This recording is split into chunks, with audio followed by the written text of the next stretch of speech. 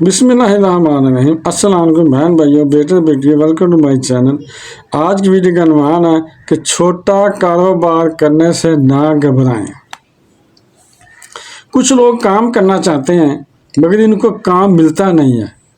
ایسا نہیں ہے کہ وہ کام نہیں کرنا چاہتے، کیونکہ بے روزگاری بھی ہے، لیکن اس کے لیے پھر دوسرے آپشنز بھی اختیار کرنے چاہیے۔ جیسے آپ کہتے ہیں نا کہ بعض اوقات ہمارا اپنا ذہن بن جاتا ہے کہ یہ کام میں نہیں کر سکتا۔ ہم نے یہ دیکھا کہ لوگوں نے بہت چھوٹے چھوٹے کام شروع کیے، یعنی کسی نے ٹھیلا لگا لیا اور اس پر کباب بیچنا شروع کر دیے، کوئی فرنچائز بنا رہا ہے۔ یہ چھوٹا سا کام کیا، تھوڑے سے پیسے سے نوکری نہیں مل رہی تھی اور وہ تعلیم یافتہ بھی تھے، پھر آہستہ آہستہ ایسی ترقی ہو گئی کہ وہ پھر دکاندار بن گئے، پھر ان کے سٹور بن گیا۔ تو ان چھوٹے چھوٹے کاموں میں شرمانا نہیں چاہیے۔ میں نے اس پر بہت غور کیا ہے کہ پاکستان میں لوگ کہتے ہیں کہ ہم موٹر سائیکل جیسے باقیہ وغیرہ گاڑی کی کمپنیز ہیں، یا کوئی ٹیکسی ڈرائیونگ وغیرہ، کوئی کہتے ہیں کہ ہم یہ کام نہیں کر سکتے، وہ کہتے ہیں کہ ہم یہ کام کریں گے۔ اور یورپ میں کئی لوگ تو بہت فخر سے بتاتے ہیں کہ میں ٹیکسی چلاتا ہوں، کوئی کہتا ہے میں ریسٹورنٹ میں کام کرتا ہوں۔ ریسٹورنٹ میں یا تو برتن تو رہے ہوں گے یا کھانا پکا رہے ہوں گے، تو اس میں شرم نہیں کرنی چاہیے۔ شرم کس بات کی ہے؟ کیا کوئی یہ ناجائز کام ہے؟ یہ کوئی چوری ہے یا کوئی یہ جاری ہے؟ بتائیں ذرا۔ یہ تو جائز کام ہے۔ مطلب ہے کہ آپ مجھے بات فخر سے کیوں نہیں بتا دیتے کہ میں ڈرائیور ہوں یا ہوٹل میں کام کرتا ہوں۔ جو یورپ میں، آسٹریلیا میں ٹیکسی چلا رہا ہے، وہ ادھر آئیں تو ان کا بڑا استقبال ہوتا ہے کہ امریکہ سے آیا ہے، یورپ سے آیا ہے کما کر۔ اور یہاں اگر بندہ کوئی ٹیکسی ڈرائیور ہو تو اس کو پتہ نہیں کہ کہاں سے کسی نے دیکھ لیا۔ پہلے تو یہ شرم اتارنی ہوگی۔ روایتوں میں آتا ہے کہ جو حلال کمانے کے لیے ذلت کی جگہ پر کھڑا ہو تو اس کے گناہ ایسے گرتے ہیں کہ جیسے موسم خزاں میں درختوں کے پتے گرتے ہیں۔ اللہ اکبر۔ تو اب کس بات کی ذلت ہے؟ حرام تو نہیں کما رہے نا۔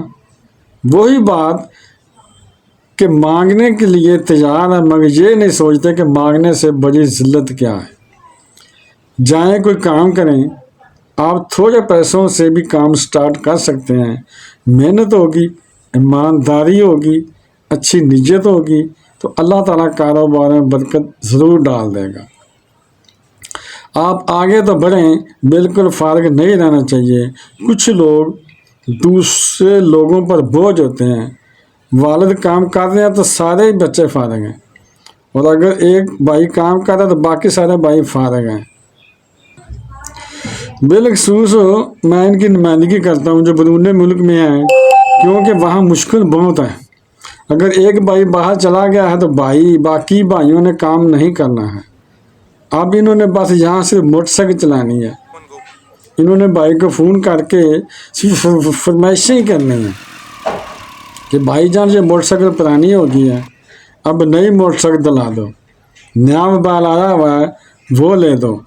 بھائی بیچارہ وہاں راتیں جاگ کر اور دھکے کھا کے کام کر رہا ہے، اور یہاں والے صرف فرمائشیں کر رہے ہیں۔ تو ایسا نہیں ہونا چاہیے۔ اگر ایک بھائی کما رہا ہے تو باقی سب بھی کام کریں۔ کام کرنے سے بندہ آگے بڑھتا ہے، سیکھنے کو کچھ ملتا ہے۔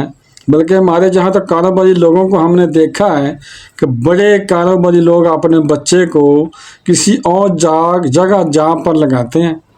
اس کی وجہ یہ ہے کہ آپ جب جاب کرتے ہیں تو آپ کی زندگی میں ایک روٹین آتی ہے، آپ کی زندگی میں ایک ذمہ داری آتی ہے، آپ کسی کو جواب دہ بننے والے ہوتے ہیں۔ کوئی بچپن سے بڑا ہو کر سیٹ بن جائے، ایسا نہیں ہے۔ اس کو پتہ ہی نہیں کہ جاب کیا چیز ہے، ملازمین کو لے کر چلنا کیسے ہے، ملازمین کے مسائل کیا ہیں۔ بڑی بڑی فیکٹریوں کے مالک جو ہیں وہ اپنے بیٹے کو اپنی فیکٹری میں بھی نہیں رکھیں گے، अगर अपनी फैक्ट्री में रखेंगे तो सबको पता होगा कि मालिक का बेटा है ये, वो इस चीज से काम नहीं लेंगे। यानी वो दूसरे जो मैनेजमेंट के लोग हैं वो फिर उस लड़के से काम नहीं लेंगे, वो समझो कि ये मालिक का बेटा है।